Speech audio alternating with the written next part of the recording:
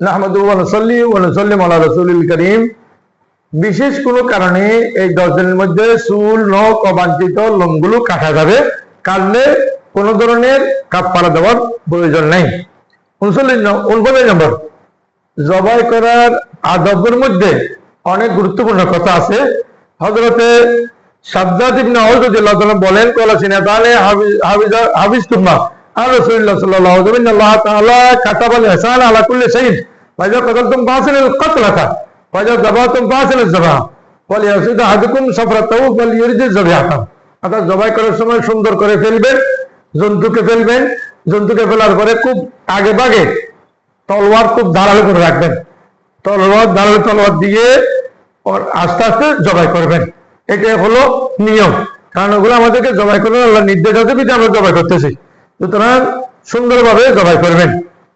ছাগল, গরু ও শেয়ারে জবাই করা যাবে কি? হ্যাঁ, শেয়ার অবশ্যই জবাই করা যাবে, ছাগল জবাই করা যাবে না। ছাগল একজনের নাম দিয়ে জবাই করতে হবে, গরু শেয়ারে জবাই করা যাবে।